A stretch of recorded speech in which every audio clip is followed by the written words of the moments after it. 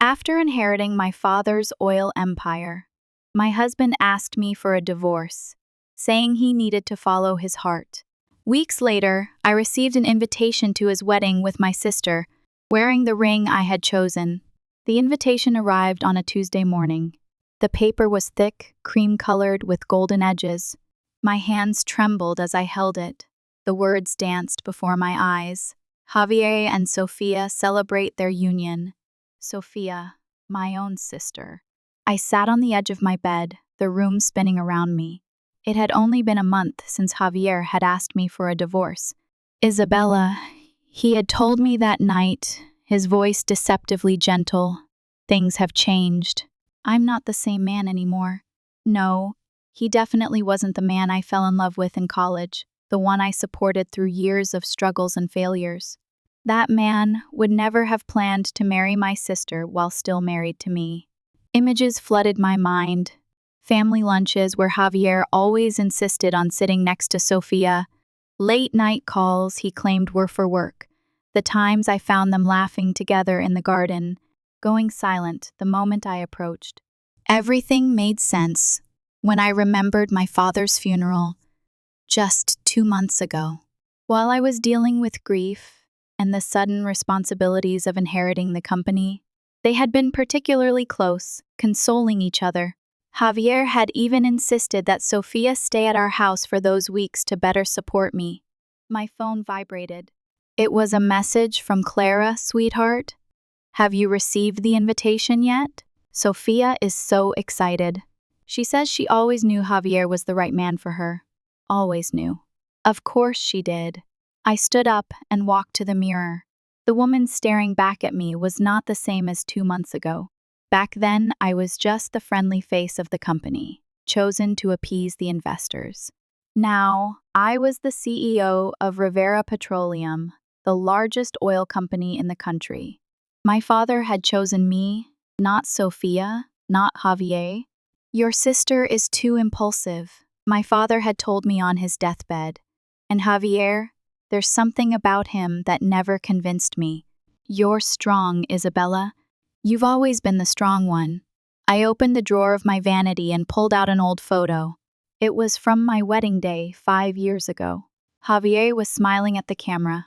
Now, I saw something in that smile I had never noticed before. Calculation, determination, perhaps even triumph. How long had they been planning this? How many times had they laughed at me behind my back? My phone buzzed again. This time, it was a message from Javier. Isabella, I know this is difficult, but I hope you can understand. The heart wants what it wants. I stared at the screen for a long time, the words blurring as the tears I had refused to shed finally fell.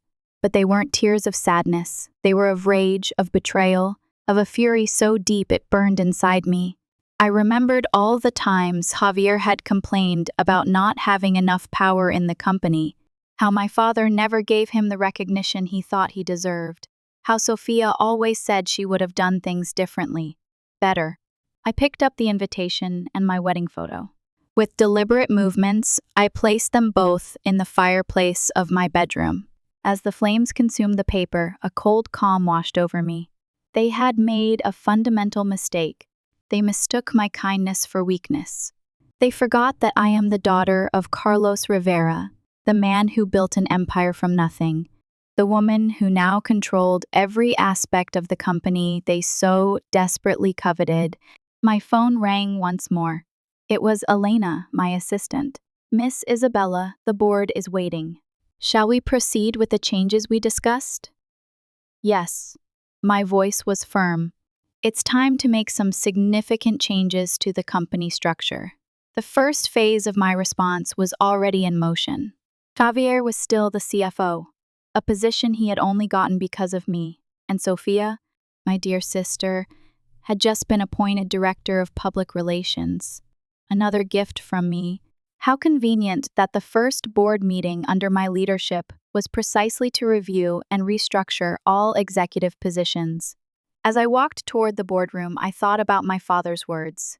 In business, as in life, the best revenge is success. I had never fully understood that phrase until now. Javier and Sofia wanted to play. Fine. But they had forgotten something crucial. I don't play to win. I play to destroy. I had been waiting for this from the moment I received that invitation. From the first time I saw their names printed together. I knew this day would come, not because Javier felt any real regret, but because men like him don't regret. They just miscalculate. And Javier miscalculated. I knew it the second I walked into the boardroom that morning. All eyes were on me as I took my seat at the head of the table, the seat that was rightfully mine. The silence was almost deafening. Some board members knew what was coming, others were eager to see how I would handle the situation. But the most interesting one was Javier. He hadn't expected this. He thought Sofia would inherit the company. It was obvious now, the shock in his eyes, the slight sweat on his forehead, the way he clenched his fingers against the table. Sofia wasn't present at this meeting. She was never included in high-level discussions. But I knew that wherever she was just as stunned. When my father died, Javier thought he had won. He believed Sofia was the obvious choice, the sweet, charming daughter he could manipulate at will.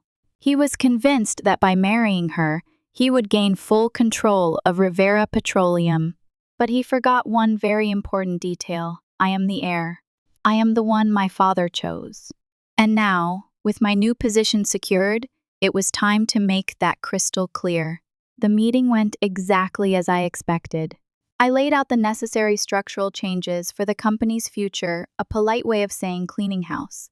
Javier was the first to fall. With a neutral expression, I informed the board that the CFO position would be restructured, and after a brief deliberation, his dismissal was approved. No resistance, no hesitation. He was never indispensable. The blow was brutal. He tried to argue, to stand up, to say this was a mistake, that his experience was valuable, but no one was willing to listen. He was just a parasite my father had tolerated for far too long. As I left the meeting, I felt my phone vibrate. Javier! I smiled. He didn't waste any time. I let the call go to voicemail. Over the next few days, he tried everything. Formal messages requesting a meeting to discuss his unfair dismissal, then more desperate messages claiming I was being irrational, that he had dedicated years to the company. Then came the personal messages. Isabella, we need to talk. You can't just erase everything we had. I made a mistake, but so did you. We can fix this. I laughed out loud. Did he really think he still had any power over me? I ignored them all until, in an act of pure desperation, he showed up at my house. I opened the door, and there he was, Javier, the man who had sworn eternal love to me. And weeks later, married my sister, the same man who thought I would sit idly by while he tried to steal everything that was mine. But now he was different. His arrogance was gone. His face looked tired, his expression pleading. Isabella, he began, but I raised my hand, stopping him. Why are you here, Javier? I asked coldly. He ran a hand through his hair, clearly uncomfortable. I made a mistake, he said, forcing a weak smile. I thought I knew what I wanted, but I was wrong. I miss you. I rolled my eyes. Oh, so now you miss me? How convenient. What happened, Javier? Sofia didn't inherit the company like you expected? He lowered his head. She's not you. I laughed. I laughed hard. Of course she's not. And you just realized that now? You thought I'd sit back and do nothing while you tried to destroy me? You bet everything on Sofia inheriting the company, didn't you? He didn't answer, but he didn't have to. I already knew. You played your hand wrong, Javier. You bet everything on the wrong person, and now you've lost everything. He tried to step closer, to touch my hand. I pulled away. Isabella, we were happy. We can be happy again. I know you still feel something for me. My laugh was sharp. Oh, I do feel something for you. Disgust. His eyes flickered with something close to desperation. I was blind. I made a mistake, but we can start over. I crossed my arms and stared at him for a long moment. Then I smiled. Of course, Javier, we can start over. The hopeful gleam in his eyes almost made me laugh again. But first, tell me, how's Sophia? He paled. She doesn't understand things. It's not how I imagined. I pretended to think. So, Sophia, my dear sister, wasn't the prize you thought she was. Isabella, please. Oh, Javier, you really don't get it, do you? I sighed, feigning pity. You didn't just betray me, you humiliated me. You planned this, laughed at me, cast me aside, thinking you had won. And now here you are, begging for what you threw away. He tried to argue, but I was done. You know the difference between us? I asked, crossing my arms. You play to win. I play to destroy. And without another word, I shut the door in his face. Javier tried to insist, sent more messages, called dozens of times, but I never answered. Because Javier was already finished, he just didn't know it yet. And Sophia? Well, it didn't take long for her to realize she wasn't that special either. Without the title of Rivera Petroleum's First Lady, she lost all her appeal to him.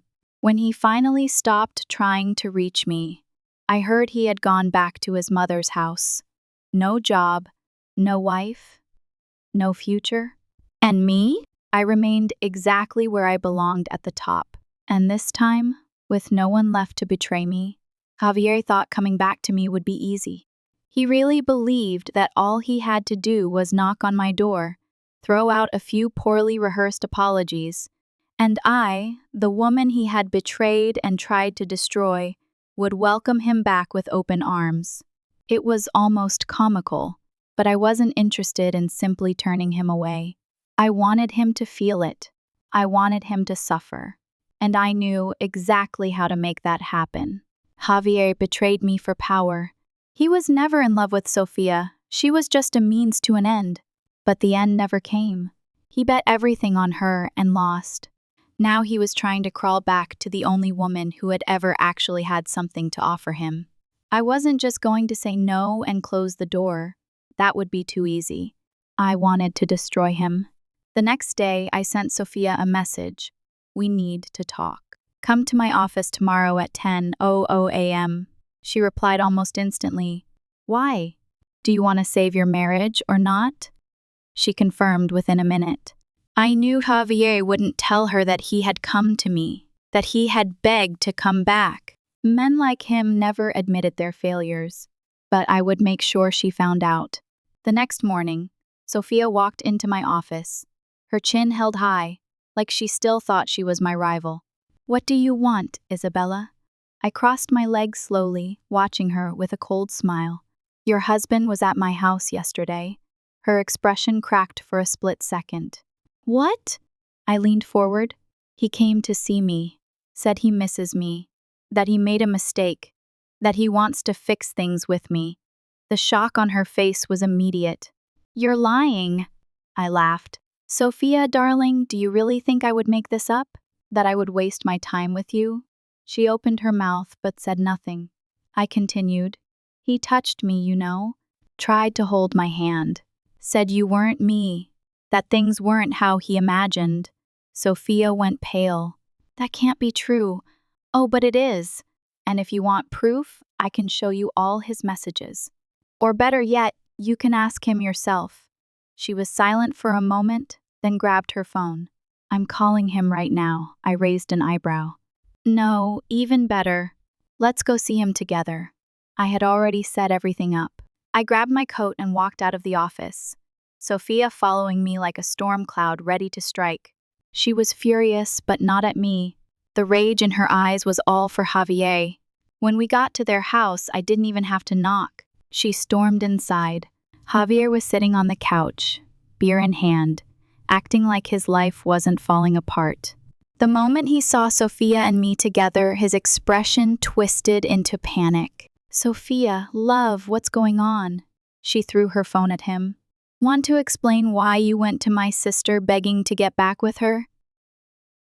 Javier looked at me, desperate. But I just crossed my arms and smiled. That's not true.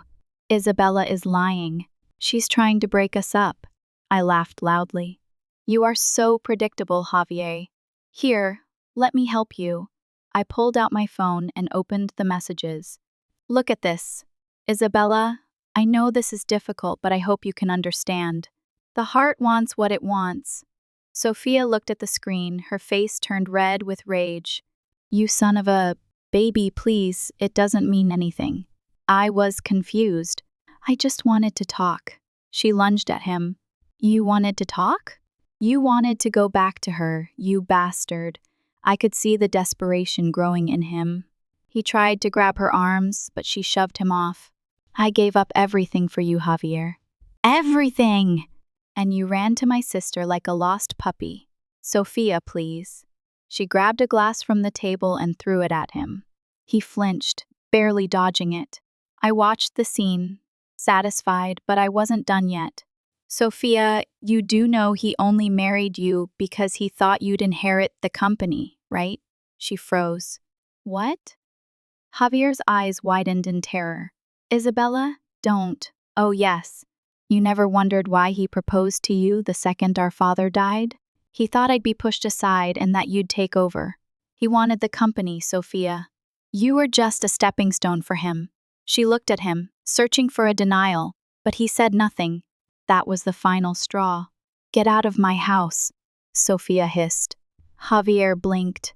What? I said. Get out of my house.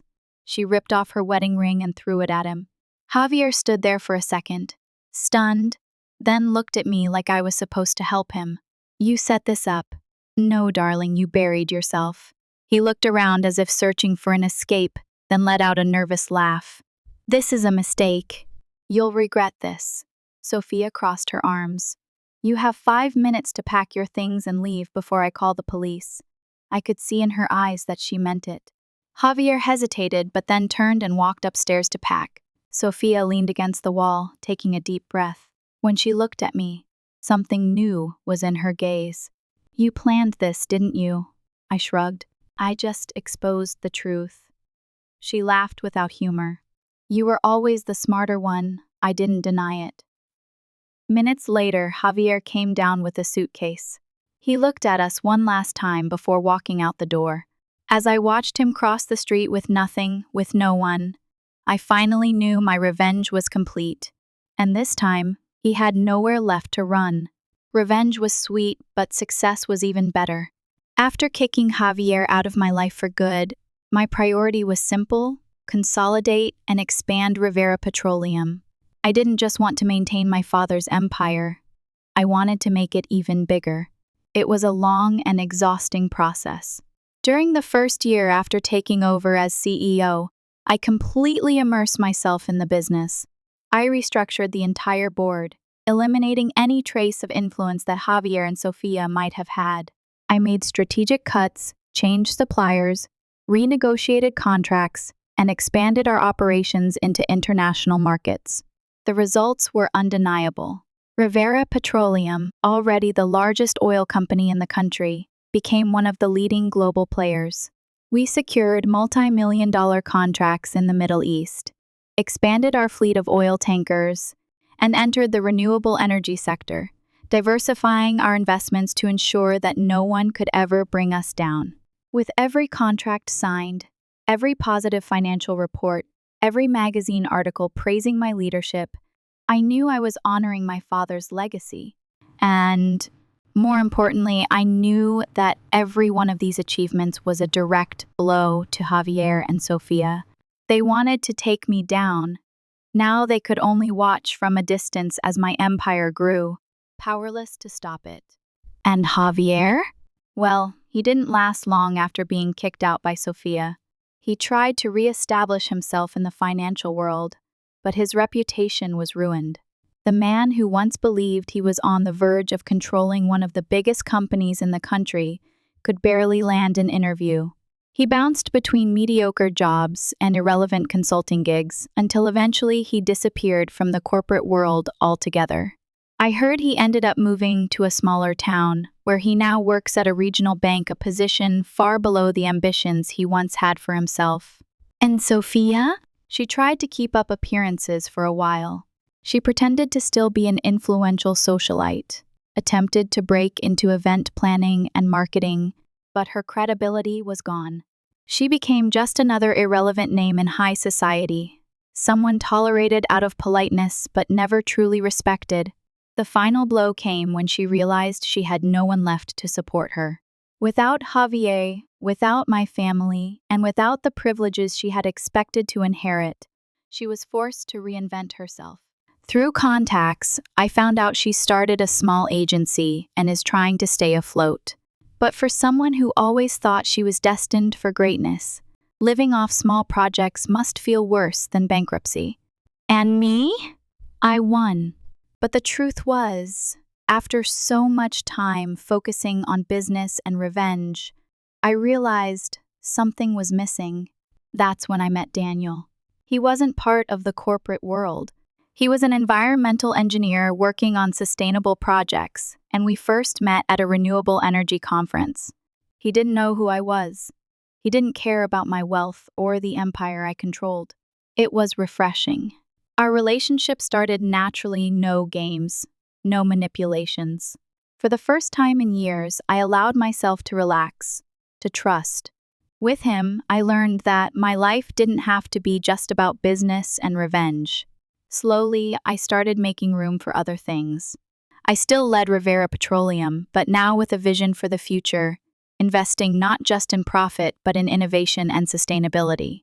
Daniel and I worked together on clean energy projects, ensuring that my father's company didn't just dominate the industry, but evolved into something even greater. My life was complete. And Javier? He tried one last time. I once received a message from him. It was pathetic, a half apology mixed with a weak attempt to see if there was still any chance for him. I didn't respond. He didn't deserve even that. The last I heard of him, he was divorced for the second time and living a mediocre life. He never regained the influence he had so desperately craved. And Sophia? She never truly recovered. We don't speak anymore, but deep down, I know she still blames herself for betting on Javier and losing everything. I, on the other hand, moved forward. I have an empire, true love, and the certainty that I did justice not just for myself, but for my father's legacy. In the end, everyone got what they deserved. And me? I simply lived.